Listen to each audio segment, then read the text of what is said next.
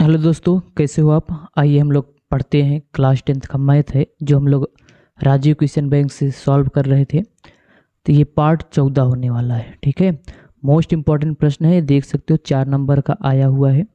प्रश्न क्या है, अनुपातों A1/A2, B1/B2 और C1/C2 की तुलना करके ज्ञात कीजिए कि निम्नलिखित समीकरण युग्म द्वारा निरूपित रेखाएं एक बिंदु पर प्रतिच्छेद करती हैं, फिर समांतर है अथवा समपाती है। मतलब हमें ये देखो, जो ये समीकरण युग्म दिया गया है ये रैखिक समीकरण है, मतलब दो रेखाएं। देखो हम लोग अगर आपको थोड़ा सा याद दिलाएं तो हम लोग जो पढ़े हैं भाई, हम लोग तो यही तो पढ़े हैं। अगर दो रेखा है तो वो क्या कर सकती है, या तो वो समांतर होंगी। अगर अगर समांतर होंगी, अगर दो रेखाएं समांतर होंगी तो क्या होंगी, A1/A2 बराबर होगा B1/B2, और बराबर नहीं होगा अर्थात डज नॉट इक्वल टू कितना, C1/C2। ये शर्त किसका था, जब रेखाएं समांतर होंगी तब। इसको आपको याद होना चाहिए, सूत्र है। और अगर समांतर होंगी तो ये देखो आगे बढ़ाओ चाहे इसे, चाहे पीछे बढ़ाओ, कभी काटने वाली नहीं है, और काटेंगे नहीं तो हल नहीं होगा। मतलब समांतर रेखाओं का हल नहीं होता है। और हम ये आपको बताए थे, अगर हल नहीं होगा तो ये रेखाएं कैसी कहलाएंगी, असंगत। कौन सी रेखाएं होंगी, असंगत। इस बात को याद रखना। अगर संगत असंगत की बात करें तो जो समांतर रेखा होती है वो समांतर रेखा, मतलब अगर ये शर्त आ जाएगा तो वो रेखाएं क्या होंगी, असंगत। मान लो अगर दो रेखा हो सकता है ऐसे हो, तो देखो ये एक स्थान पे प्रतिच्छेद कर रही है, अर्थात इसका केवल एक हल होगा।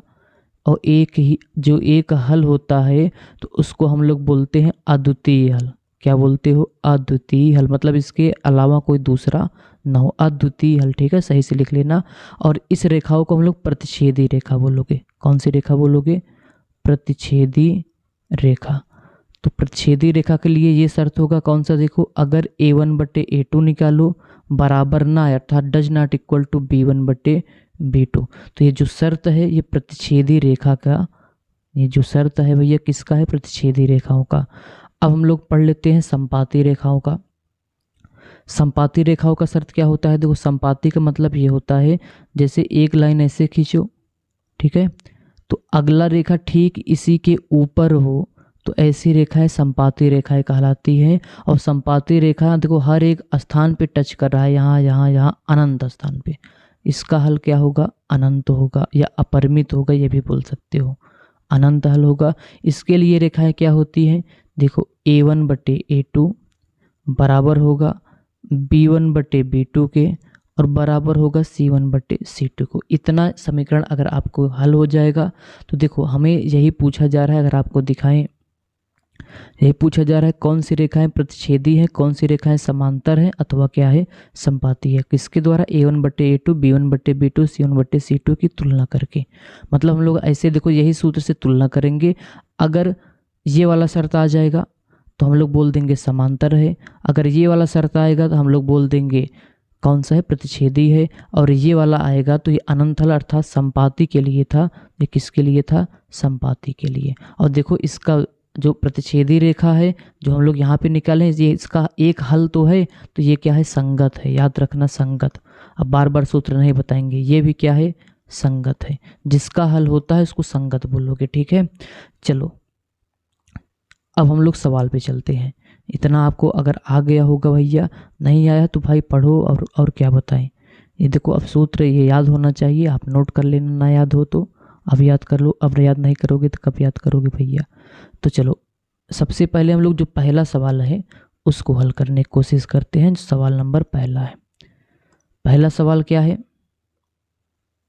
देखो जो पहला सवाल है यहाँ पे दिया गया है 5x - 4y + 8 बराबर 0 और कामा 7x + 6y - 9 बराबर 0। मतलब दो समीकरण, पहले समीकरण को क्या करोगे, आप नोट करोगे। तो दिया हुआ समीकरण जो है इसको यहाँ पे लिख सकते हो, दिया हुआ समीकरण, जो दिया हुआ समीकरण है उसको नोट करोगे। पहला लिखते हैं, ये ए पार्ट हल कर रहे हैं, ठीक है। आप ए बताएंगे, आप बी हल करके बताना, जल्दी से लग भी जाएगा। तो पहला समीकरण है 5x - 4y, देख सकते हो, और प्लस का 8 बराबर 0। इसको आप मान लो समीकरण नंबर 1। अब इसको हम लोग तुलना करेंगे। किससे तुलना करोगे? जो रैखिक समीकरण का मानक रूप होता है, अगर हम आपको लिख के बताएं, तुलना करोगे a1x plus b1y plus c1 बराबर 0 से तुलना करने पर, यहाँ पे सवाल लगा रहे हैं, ठीक है, से तुलना करने पर। इसको अच्छे से लिखना। देखो तुलना कैसे करते हो, यहाँ पे x है, यहाँ भी x है, x के सामने यहाँ 5 है, यहाँ a1 है, इसका मतलब हम लोग यहाँ से निकाल लिए a1 बराबर कितना, 5। यहाँ y है, यहाँ y है, यहाँ b1 है, यहाँ माइनस का 4 है, इसका मतलब b1 बराबर चिन्ह सहित रखोगे, ठीक है, -4। ऐसे अगर c1 निकाले तो c1 बराबर प्लस का कितना है, 8 है। ये रहा, तुलना करिए a1 और b1, c1 का मान निकाले समीकरण 1 से। अब जो समीकरण 2 है उसको नोट करोगे। समीकरण 2 क्या है? देखो यहाँ पे देख सकते हो, 7x प्लस 6y माइनस 9 बराबर 0। तो दूसरा समीकरण हम लोग लिखेंगे पहले। दूसरा समीकरण कितना था? 7x प्लस का 6y अब माइनस का 9 बराबर 0। इसको मानोगे समीकरण नंबर 2। अब इसको फिर हम लोग a1x b1y c1 से तुलना करोगे, लेकिन इसको हम लोग यहाँ पे a1 a2 है, यहाँ पे आप इसको समीकरण 2 में a2 b2 c2 लिखोगे। कैसे लिखोगे आप देखो यहाँ पे, चलो देखते हैं। तो हम लोग लिखते हैं, क्या आएगा देखो, इसको तुलना करेंगे यहाँ से a2, एक मिनट, तुलना किससे करोगे? फिर से वही से a2x plus b2y plus c2 बराबर 0। इसी से हम लोग क्या करेंगे, तुलना करोगे तो यहाँ पे लिख लोगे तुलना करने पर, ठीक है। तो अब हम लोग क्या करेंगे, तुलना करोगे तो यहाँ से a2 बराबर मिलेगा 7 मिलेगा, b2 बराबर मिलेगा 6 और c2 बराबर मिलेगा माइनस का 9। तो अब हम लोग a1 b1 देखो, यहाँ से अगर आप देखा जाए तो आप यहाँ से a1 बराबर 5, b1 बराबर -4, c1 बराबर 8, a2 बराबर 7, b2 बराबर 6, c2 बराबर -9। प्रश्न देख सकते हो, हमें पूछा गया था कि प्रतिच्छेदी है, समांतर है अथवा समबाती है। तो हम लोग क्या करेंगे, a1 बटे a2, b1 बटे b2, c1 बटे c2 निकालेंगे और इसी में से देखेंगे कौन सा समीकरण कौन सा हल हो रहा है, ठीक है। तो इतना काम करोगे। तो इसको थोड़ा सा छोटा कर रहे हैं ताकि आपको अच्छे से दिखाई देने लगे। तो चलो देखते हैं, तुलना करते हैं। तो a1 देखो पहले a1 बटे a2 यहाँ पे मान रखा गया है, हम लोग निकाल लेते हैं, भाग दे देते हैं a1 बटे a2 बराबर a1 का मान कितना है, 5 है, यहाँ पे 5 रखोगे, बटे लगाओ। यहाँ पे a2 का मान कितना है, 7 है, यहाँ पे क्या लगाओगे, 7। मतलब a1 बटे a2 ऐसे निकाल लिए। अब कामा लगाओगे। अब b1 बटे b2, b1 है -4, b2 है 6 है। तो b1 बटे b2 निकालना है। तो b1 का मान -4 है, -4 लिखोगे और b2 बराबर कितना है, 6 है। इसको हल करो, 2 दूनी 4, 2 तीन 6। देख सकते हो आप, आराम से देखो ना, आराम से देखो भैया, ये दोनों बराबर नहीं है। क्यों बराबर नहीं है? a1 बटे a2 5 बटे 7 आया है और b1 बटे b2 -2 बटे 3। क्या बराबर मान आया है? नहीं आया है। तो हम लोग यहाँ से लिख सकते हैं, क्या लिख सकते हो, a1 बटे a2 बराबर नहीं है, अर्थात डज नॉट इक्वल टू भैया कितना लिख सकते हो यहाँ पे, b1 बटे b2। तो अब देखो, अगर हमें आपको सूत्र याद होगा तो ना याद है तो देखो, हम लोग अभी बताए थे आपको, अगर ये a1 बटे a2 does not equal to b1 बटे b2 आएगा तो ये कौन सी रेखाएं होंगी, प्रतिच्छेदी रेखाएं। तो ये शर्त किसका था, प्रतिच्छेदी रेखा है। तो ये सूत्र जो मिला है, तो ये रेखाएं क्या होंगी, प्रतिच्छेदी रेखाएं। तो यहाँ पे लिखोगे अतः या इसलिए, जो मन कहे तो लिख देना, अतः यह रेखाएं प्रतिच्छेदी होंगी, अतः यह रेखाएं प्रतिच्छेदी होंगी। कौन सी रेखाएं होंगी भैया, प्रतिच्छेदी रेखाएं होंगी। इसका अगला पार्ट आप लगा के बताओगे, ठीक है, और लगा के बताना, आंसर कमेंट कर देना भैया, तो हम लोग समझ जाएंगे आप लगा रहे हो, मेहनत कर रहे हो। तो ये इसका बी पार्ट है, देख सकते हो, 9x प्लस 3y प्लस 12 बराबर 0, 18x प्लस 6y प्लस 24 बराबर 0। ऐसे तुलना करके आपको बताना है प्रतिच्छेदी है, समांतर है कि क्या बोलते हैं, संपाती है। तो वैसे आपको उत्तर बता दे ये रेखाएं क्या है, संपाती होंगी, लेकिन आप इसको बेईमानी बिल्कुल मत करना भैया, हल करना, ठीक है। तो इसका यह प्रश्न उत्तर नंबर 1 का ये हो गया है। आइए चलते हैं अगले प्रश्न पे। तो क्वेश्चन नंबर 1 हो गया है, आइए हम लोग क्वेश्चन नंबर 2 लगाते हैं। क्वेश्चन क्या है देखो, पी के किन मानों के लिए निम्न समीकरणों के युग्म का एक अद्वितीय हल है। अद्वितीय हल का मतलब होता है केवल एक हल। पी के किस मान के लिए, ऐसे सवाल एग्जाम में बहुत बार पूछा जाता है। हो सकता है पी के स्थान पे के दे दे, अक्सर ही देता है ना, ए बी के ऐसे कुछ देता है। तो अभी हम लोग आपको बताए थे कि अगर रैखिक समीकरण का अद्वितीय हल चाहिए आपको, तो हमें एक सूत्र बताए थे, अद्वितीय हल समांतर प्रतिच्छेदी रेखा में मिलता है। किस रेखा मिलता है, प्रतिच्छेदी रेखा में। और इसका शर्त क्या होता है, a1/a2 बराबर नहीं होना चाहिए b1/b2 के। तो कौन सा हल मिलेगा हमें, अद्वितीय हल, अद्वितीय हल, ठीक। और यही पूछा जा रहा है निकालने के लिए। तो सबसे पहले हम लोग क्या करते हैं, समीकरण लिखते हैं, जो समीकरण दिया गया है। समीकरण क्या है, पी के किन मानों के लिए निम्न समीकरणों के युग्म का एक अद्वितीय हल है। तो पहला समीकरण लिखते हैं, लिख लो पहले 4x प्लस कितना py और प्लस का 8 बराबर 0। इसको आप समीकरण 1 मान सकते हो। अगला समीकरण जो दिया गया है, अगला दिया गया है 2x प्लस 2y प्लस 2 बराबर 0। मतलब अगला दिया गया है 2x प्लस 2y और प्लस का 2 बराबर 0। इसको मानोगे इक्वेशन नंबर 2, ठीक है। आइए अब देखते हैं कैसे हल होगा। सबसे पहले हम लोग क्या करेंगे, देखो a1 b1 a2 b2 का मान निकालोगे। कैसे निकालोगे, समीकरण 1 में a1 b1 c1 मिलेगा और इसमें a2 b2 c2। अद्वितीय हल के लिए केवल a1 b1 से काम चल जाएगा, या पूरा निकाल लो। चलो समीकरण 1 से कर तुलना करोगे, देखो ऐसे लिख दो, समीकरण 1 की तुलना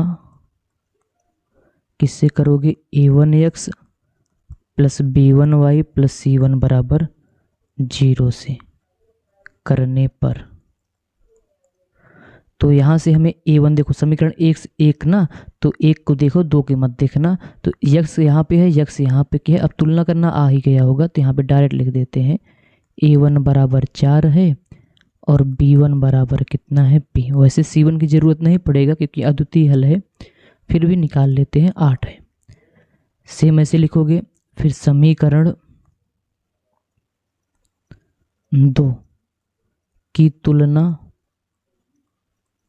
किससे करोगे, a2x plus b2y plus c2 बराबर 0 से।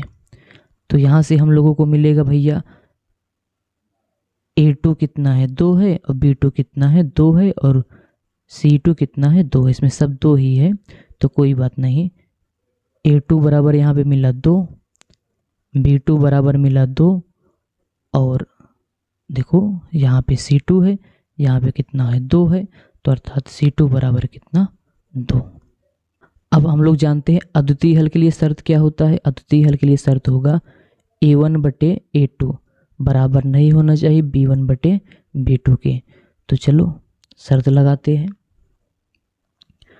अद्वितीय हल के लिए, अद्वितीय हल के लिए,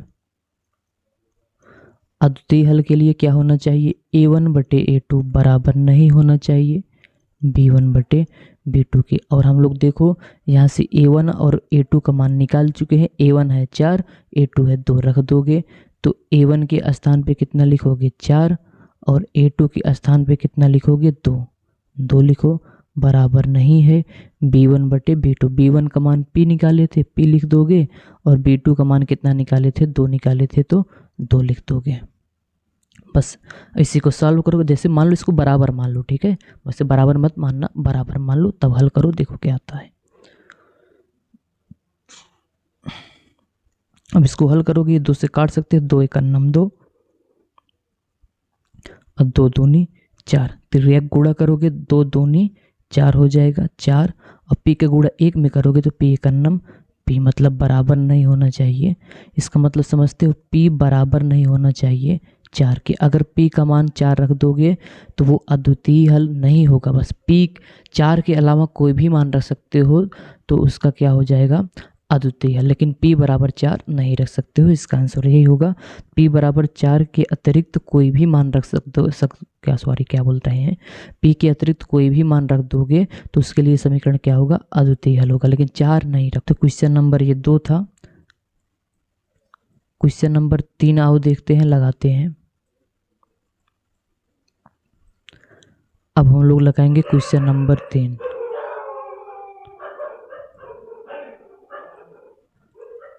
अब हम लोग लगाएंगे क्वेश्चन नंबर 3। प्रश्न क्या है, के किस मान हेतु समीकरण 3x प्लस वाई बराबर 1 तथा 2k-1 बाहर x लिखा गया है प्लस k-1 वाई बराबर 2k प्लस 1 का कोई हल नहीं है। तो मतलब के का ऐसा मान निकालो जिसके लिए कोई हल नहीं है। अब जैसा कि आपको पता होगा, सूत्र सब याद ही किए होंगे, कोई हल नहीं के लिए शर्त क्या होना चाहिए, रेखाएं समांतर होनी चाहिए। मतलब अगर दो रेखाएं एक दूसरे क्या है, समांतर है, तो इसका कोई हल नहीं होता है। अब इसके लिए अगर तुलना करोगे तो शर्त क्या होना चाहिए, आओ उसको देखते हैं। समांतर के लिए शर्त होना चाहिए a1/a2 बराबर होना चाहिए b1/b2 और बराबर नहीं होना चाहिए c1/c2। ये समांतर का हल है। हम लोग इसी सूत्र में रखेंगे और यहाँ से k का मान निकालने की कोशिश करें। तो फिर से यही क्या करोगे, समीकरण पहले उतार लोगे। देखो ये समीकरण 1 दिया गया है, ये समीकरण 2 दिया गया है। तो आओ पहले समीकरण लिखते हैं। दिया गया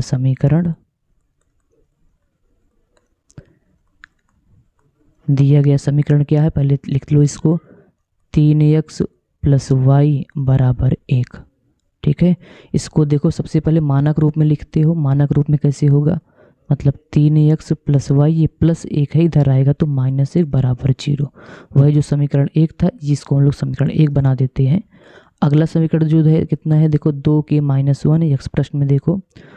तो यहाँ एक काम करो, तुलना कर लेते हैं, बाद में अगला लिख देंगे। किससे तुलना करोगे, a1x plus b1y plus c1 बराबर 0 से। तो यहाँ पे हम लोगों को मिल जाएगा a1 बराबर कितना, 3, b1 बराबर y और c1 बराबर -k। तो यहाँ पे लिखोगे a1 बराबर भैया 3 है, 3 लिख दो। देखो x का गुणांक x से करोगे, y का y से और अचर पद का अचर पद से, इसी को तुलना बोलोगे। b1 बराबर यहाँ पे कुछ गुणांक नहीं है, यहाँ पे 1 मान सकते हो तो यहाँ पे 1 होगा और c1 बराबर चिन्ह सहित लिखोगे तो -1।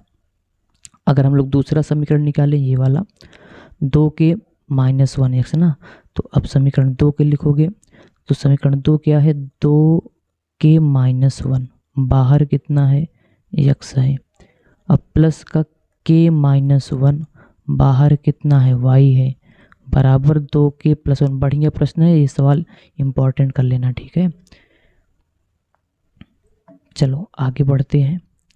ये समीकरण 2 है, इसको भी आप मानक रूप में लिखोगे। यहाँ पे एक ब्रैकेट लगा दो ताकि थोड़ा सा आसान हो जाए, सुविधा हो जाएगा। तो चलो पहले इसको मानक रूप में लिखते हैं। मानक रूप का मतलब होता है, इसको लिखोगे k है ये, 2k-1 x प्लस k-1 बाहर कितना y है।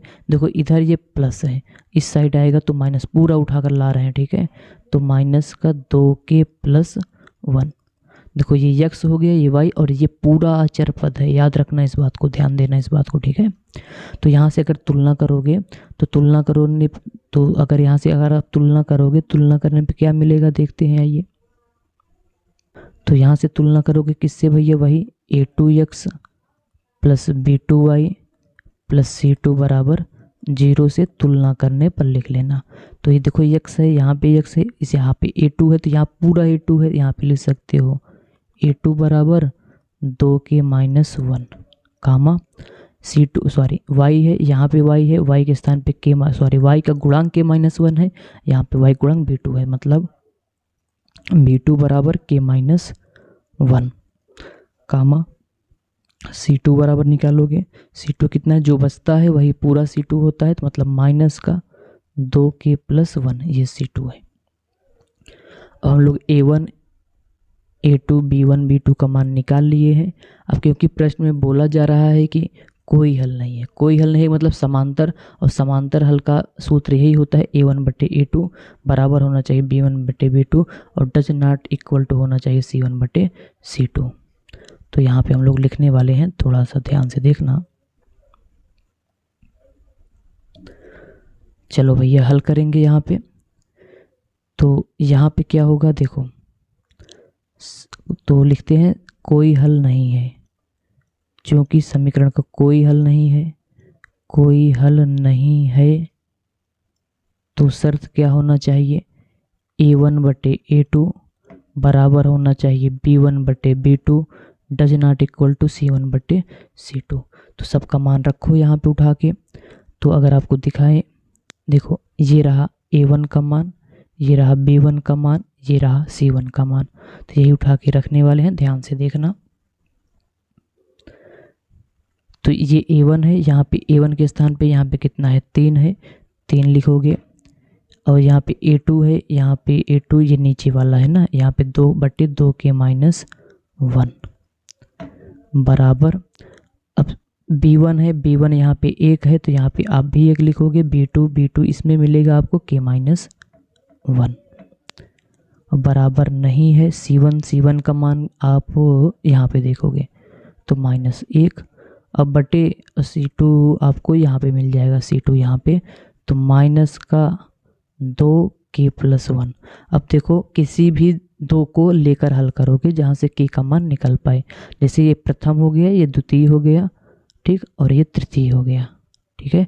तो हम लोग प्रथम और द्वितीय से के का मान निकाल सकते हैं आराम से। तो यही प्रथम और द्वितीय लेकर हल करने वाले हैं, देखना आप। तो इन दोनों से काम चल जाएगा हम लोगों का, तो इसी से काम चला लेते हैं।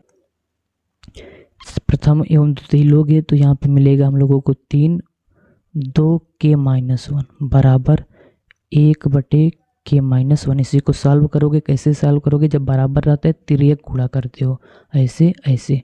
इसका गुणा इसमें करोगे तो यहाँ पे लिखना पड़ेगा आपको 3 ब्रैकेट में के -1 बराबर, इसका गुणा इसमें करोगे भाई, 1 का गुणा उसमें करोगे वही आ जाएगा, अर्थात 2 के -1। 3 का गुणा अंदर लेकर जाओ, 3 के -3 एक 3 और 2 के माइनस कितना 1, और सॉल्व करो इसको। तो जिसका मान निकालना हो उसको एक तरफ, बाकी सबको एक तरफ। तो यहाँ से हो जाएगा 3 के, यहाँ पे +2 है इस साइड, इधर आएगा तो -2 हो जाएगा। तो -2 के बराबर -1 अपने घर पे है, रहने दो। ये 3 -3 है, उधर जाएगा प्लस हो जाएगा, +3। तो 3 आम, 2 के को आम मान लो, इस ये भी आम हो जाएगा। 3 आम प्लस है, 2 आम माइनस है, विपरीत चिन्ह घटा दोगे। 3 1 के में से 2 के घटा दोगे तो 1 के बचेगा, मतलब केवल के।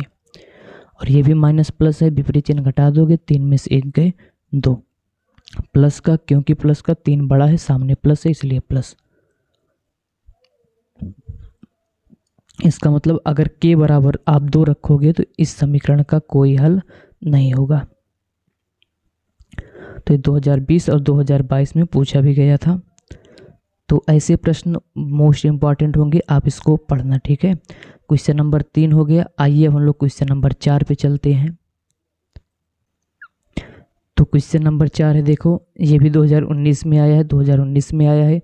प्रश्न है अनुपात हो A1/A2, वही फिर है यार, बस तरीका क्या है देखो, उसमें प्रतिच्छेदी, अद्वितीय और पता नहीं क्या क्या पूछ रहा था। इसमें कौन सा युग्म संगत है और कौन सा युग्म असंगत है, ये पूछा जा रहा है। और हम आपको बता भी चुके हैं, अगर देखो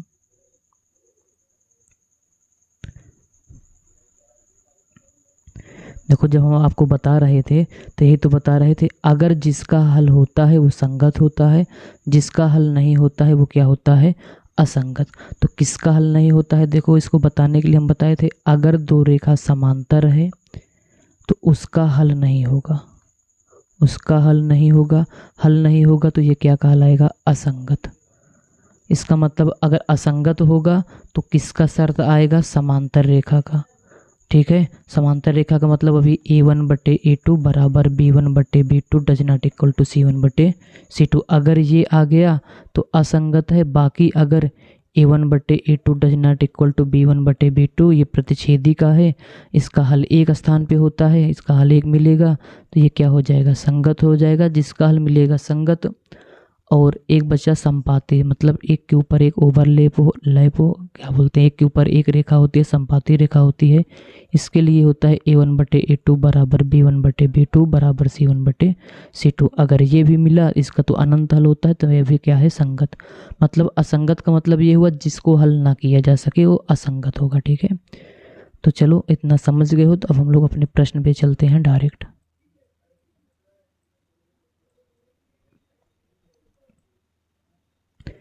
तो एक लगा दे रहे हैं, बाकी आप लगाओगे, जैसे 2019 वाला लगा दे रहे हैं, ठीक है। एक चौथे का बी पार्ट तो सेम है, आराम से लगा सकते हो। तो जो चीज़ आता रहे उसको आप अभ्यास करो। हम लोग बी, चौथे का बी लगाएंगे, बाकी सब आप लगाओगे, ठीक है। तो चौथे का बी क्या है भाई, आप भी तो कुछ लगाओ। बी का पहले देखो, एक समीकरण ये है, एक समीकरण ये है, तो हम लोग क्या करेंगे, पहले दोनों समीकरण लिखते हैं। यहाँ पे लिखोगे दिया गया समीकरण, तो जो दिया गया है पहले इसको नोट करते हैं। पहला दिया गया है 2x - 3y बराबर 8। इसको मानक रूप में लिख लो, हमेशा बताया जा रहा है बराबर 0 होना चाहिए। तो 2x - 3y + 8 है, इधर आएगा तो -8 बराबर 0, समीकरण नंबर 1। अगला समीकरण उतारोगे तो अगला क्या है, 4x - 6y और बराबर कितना है, 9 दिया गया है। अगला समीकरण है समीकरण 2। मानने से पहले इसको हम लोग क्या करेंगे, इसको मानक रूप में इसको भी लिखोगे। मानक रूप का मतलब 4x - 6y + 9 है, इधर आएगा तो बराबर 0। इसको मान लेना समीकरण नंबर 2। बस अब तुलना करो। देखो हम लोग यहाँ पे लिखने वाले हैं, क्या लिखेंगे देखना। जो समीकरण 1 है, देखो समीकरण 1 ये वाला देख सकते हो, समीकरण 1 है। इस समीकरण समीकरण 1 था, यहाँ पे 1 लिख रहे थे। समीकरण 1 की तुलना किससे करोगे, A1x + B1y + C1 बराबर 0 से करने पर। तो चलो करते हैं। देखो यहाँ पे x है, यहाँ पे A1 है, यहाँ पे x है, A1 के स्थान पे 2 है। तो यहाँ पे आप लिख सकते हो, क्या लिखोगे कि A1 की वैल्यू कितना मिला है, 2 मिला है, तो यहाँ पे 2 लिखोगे। और यहाँ पे देखो B1 है, y है, y का गुणांक B1 है, यहाँ y का गुणांक -3 है। समीकरण 1 देखना, यहाँ पे देखो हम इसको गोला कर दे रहे हैं। समीकरण 1 आप इसी को देखना, यहीं पे तुलना कर रहे हैं। तो यहाँ से आपको मिल जाएगा B1 बराबर -3 और C1 बराबर -8। सेम ऐसे तुलना कर लो समीकरण नंबर 2 का। अब आप यहाँ पे देखना, ये वाला भैया, तो यहाँ पे लिख देते हैं समीकरण 2 की तुलना कहाँ करोगे, किससे करोगे, मतलब A2x + B2y + C2 बराबर 0 से। तो अगर यहाँ पे तुलना करोगे तो A2 यहाँ पे है, देखो सॉरी, यक्स का गुणांक A2 है, यहाँ यक्स का गुणांक 4 है। मतलब आप लिख सकते हो A2 बराबर कितना, 4। ठीक। ऐसे अगर यहाँ पे देखो y का गुणांक B2 है, यहाँ पे y का गुणांक कितना है, -6 है, तो यहाँ से B2 बराबर मिलेगा आपको -6। और यहाँ पे C2 है, C2 यहाँ पे कितना है, -9 है भैया, जो बचता है वो C2 -9। चलो अब A1 B1 C1 का मान निकाल लिए हो हम लोग, चलो भाग देकर देख लेते हैं कौन सा शर्त आता है। तो चलो पहले A1/A2 निकालते हैं। A1/A2 निकालो। A1 का मान देखो यहाँ से मिल जाएगा आपको 2 और A2 का मान यहाँ से मिल जाएगा आपको 4। इसको हल करोगे 2 × 9 तो 2 × 2 = 4, मतलब 1/2। चलो अगला निकालते हैं। अगला क्या है, देखो अगला है B1/B2 निकालोगे। इसकी सब की ज़रूरत पड़ेगी ना, इसलिए सब निकाल लेते हैं, बाद में तुलना करेंगे। B1 का मान -3 है, देखो यहाँ पे, और B2 का मान -6 है। -6 माइनस से माइनस काट दोगे, 3 × 9 = 3, 3 × 2 = 6। इसका भी मान कितना आया, 1/2। चलो अब C1/C2 निकालते हैं। C1/C2 बराबर C1 का मान -8 है और C2 का मान -4 9 है, माइनस से माइनस काट दोगे ये तो कटेगा नहीं। अगर आप ध्यान से देखो, देखो A1/A2 जितना भी आया है उतना भी कितना आया है, B1/B2। मतलब आप यहाँ से लिख सकते हो, चूँकि यहाँ नीचे लिखना है, हम यहाँ साइड में लिखते हैं A1/A2 बराबर आया है किसके, B1/B2। ये दोनों मान बराबर हैं, लेकिन C1/C2 बराबर नहीं है, तो यहाँ पे लिखोगे C1/C2 does not equal to.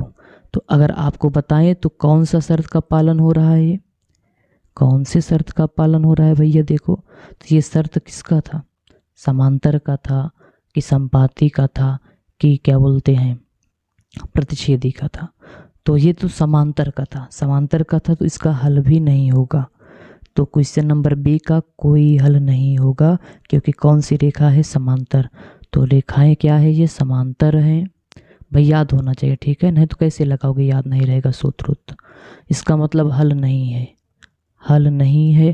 और हल नहीं है तो क्या लिखोगे भैया, असंगत। सब लिख दे रहे हैं, जो भी पूछा जाए आप लिख सकते हो। हमसे पूछा गया था संगत है असंगत, तो हम लोगों का जवाब आया असंगत। बाकी आप ऐसे चेक करके बताना, ठीक है। तो वीडियो पसंद आया हो तो लाइक करते चलो यार,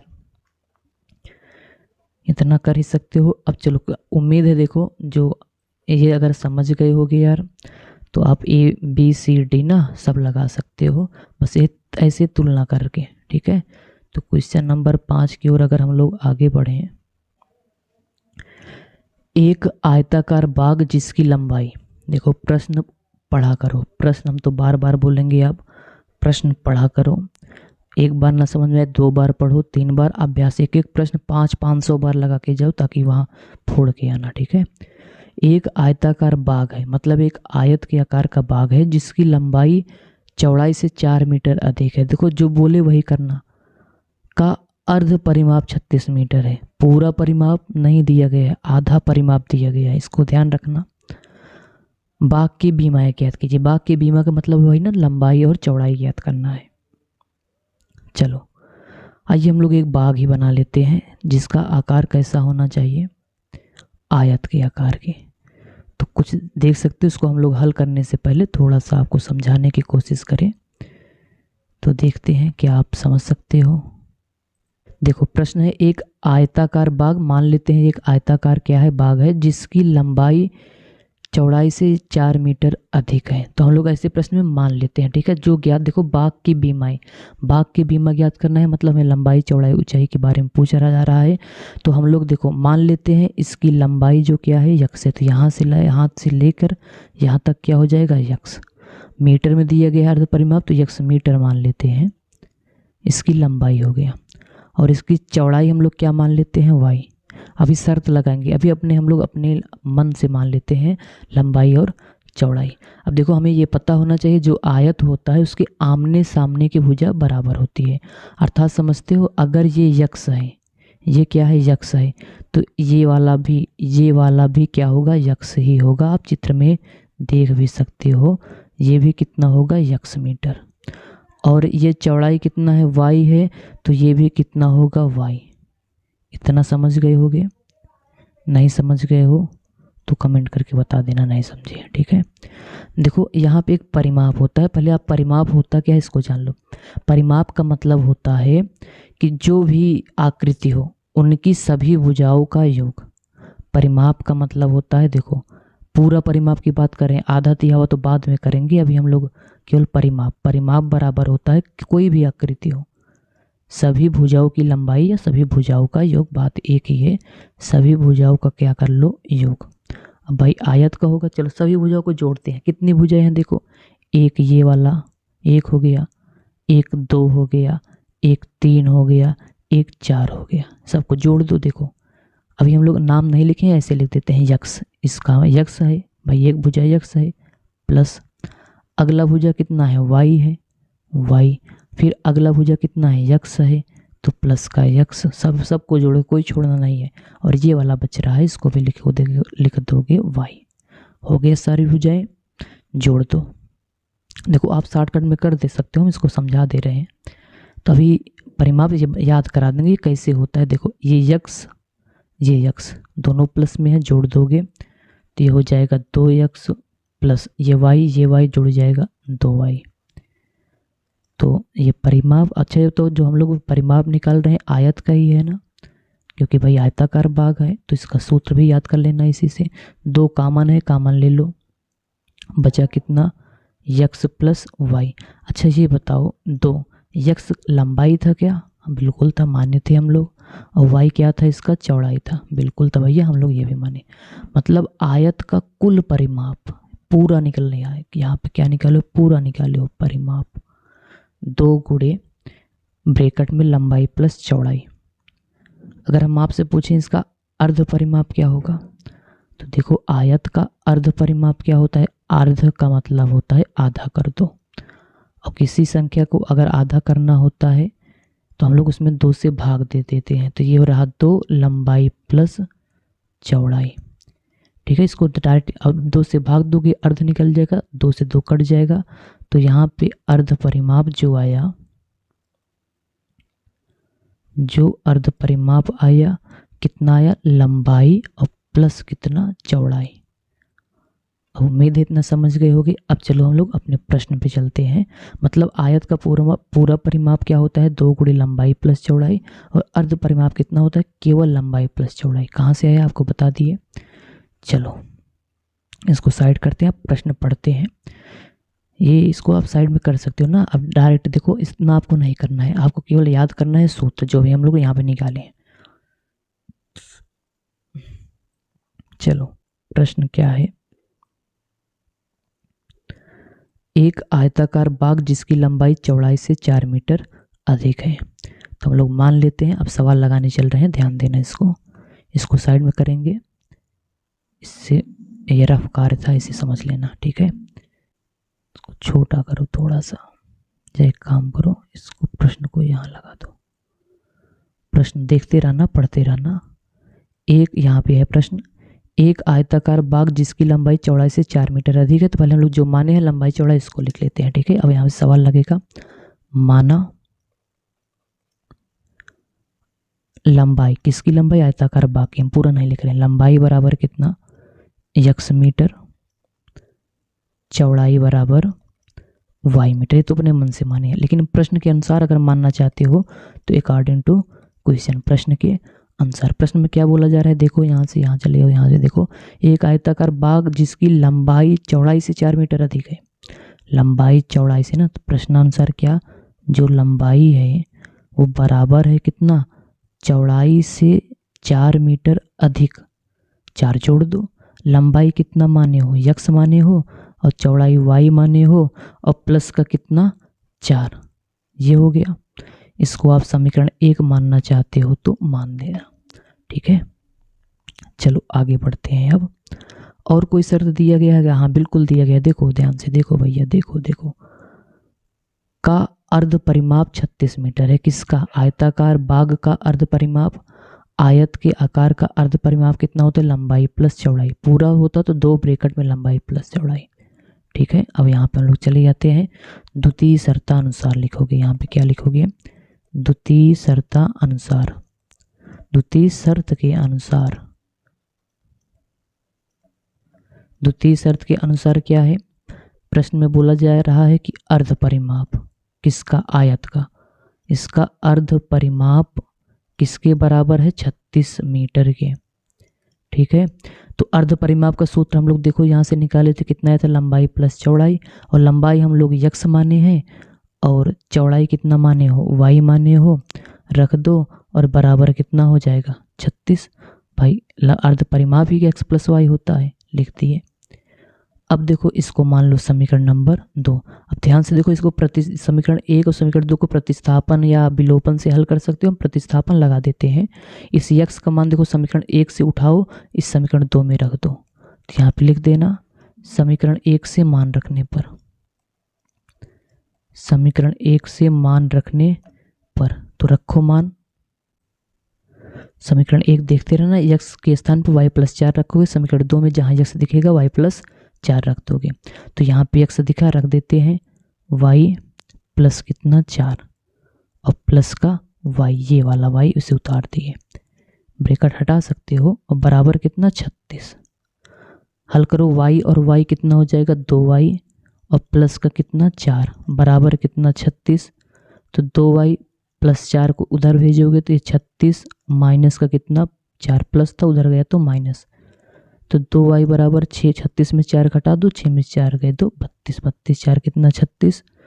तो y का मान निकालना है, ये तो 2y है तो 2 को भी उधर फेंक दो उठा के, गुणा है तो भाग हो जाएगा उधर जाएगा तो y बराबर 32 बटे कितना 2, 2 एकन्नम 2 और 16 दूनी 32 ऐसे भी बोल सकते हो। तो y बराबर कितना मिला 16 मीटर। मात्रक मत भूलना। देखो y हम लोग माने थे क्या, y माने थे शायद चौड़ाई माने थे ना, देख लो एक बार। तो कहाँ माने थे, ये रहा। इसकी y क्या माने हो, चौड़ाई माने हो, देख सकते हो यहाँ पे y क्या माने हो भैया चौड़ाई और x क्या माने हो लंबाई। ठीक है चलो, तो y बराबर 16 निकला है। आप समीकरण 1 में रख दो या 2 में रख दो ना, उत्तर सेम ही आएगा। तो हम लोग समीकरण 1 में रखते हैं। समीकरण 1 पर आप ध्यान से देख लो, x बराबर y प्लस 4 था। समीकरण 1 में मान रखने पर, समीकरण 1 में मान रखने पर समीकरण 1 पहले लिख लेते हैं, x बराबर y प्लस 4 था। एक बार चेक कर लेना, नहीं तो गलत हो जाएगा। हाँ ठीक है, y प्लस 4 ही था, ठीक। और y का मान कितना निकाले, 16 निकालो। जहाँ y दिखेगा 16 रख देना, y यहाँ पे दिखा हम लोग 16 रख दिए, प्लस कितना 4। तो x बराबर 16 4 कितना 20 मीटर। तो x का मान कितना मिला 20 मीटर, अर्थात लंबाई जो है कितना मिला 20 मीटर। देख सकते हो चौड़ाई से 4 अधिक भी है, जो प्रश्न में बोला भी गया था। और इसका चौड़ाई कितना निकाले हो, बराबर 16 मीटर। मात्रक मत भूलना, मात्रक। ठीक, तो यहाँ तक समझ गए हो उम्मीद है।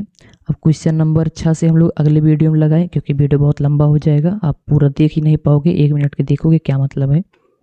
क्वेश्चन नंबर 6 से अगला पार्ट होगा, फिर इसके बाद 6 से 12 अगला पार्ट में लगा देंगे। उसके बाद विस्तृत उत्तरीय प्रश्न आ जाएगा। ठीक है, विस्तृत उत्तरीय प्रश्न ध्यान जरूर पढ़ना, मोस्ट इंपॉर्टेंट प्रश्न होगा, 6 नंबर का रहेगा। फिर हम लोग इसके बाद द्विघात समीकरण। ठीक है, तो उम्मीद है वीडियो पसंद आया होगा। पसंद आया तो वीडियो को लाइक, चैनल को सब्सक्राइब जरूर करिए। इतना नहीं करते हो, बाकी सब करते हो। ठीक है, चलो भाई, धन्यवाद।